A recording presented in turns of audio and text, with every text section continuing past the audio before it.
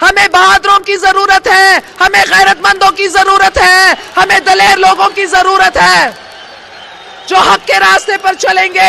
झंडे मरी में कारसाल साईं जी शहीदन के भेटा पेश करना पीपी तहल के सदर पारा तकरीब रखी वही। कारसाल साईं जी शहीदन के भेटा पेश करना पीपी तहल के सदर मोहम्मद साले मीर जे तरफा गोट मिठू मीरजत में एक तकरीब रखी वही, जैमें कारसाल साईं जी शहीदन जी रूहन के सवाब ला कुरान खानी कराई वही, जैमें पीपी जिले चंडोलियार सीनियर नायब सदर मौला बख्श थेबो, चेयरमैन जिले council Mir Suhail Talpur, town committee Pyalund जे चेयरमैन नूर मोहम्मद निज़ामानी, पीर काशिफ शाही कारकुनन वॾी अंग में शिरकत कई। बिस्मिल्लाहिर्रहमानिर्रहीम।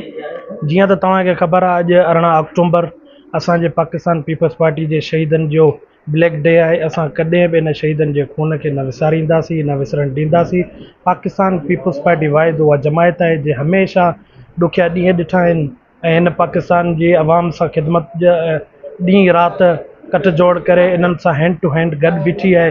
असांजी पार्टी जी क़यादत बिलावल भुट्टो ज़रदारी जे हुकुम सां हर साल जीअं हीअ बि ॾींहुं मल्हायो वेंदो आहे। उन्हनि जे मरूमनि जे असाले सवाब लाइ असां क़ुरान खानी कोटाई वई। अॼु उन्हनि जो प्रोग्राम थियो। इंशाअल्लाह ताला अल्लाह पाक उन्हनि खे दर्जात बुलंद कंदो ऐं जिए भुट्टो जिए शहीद।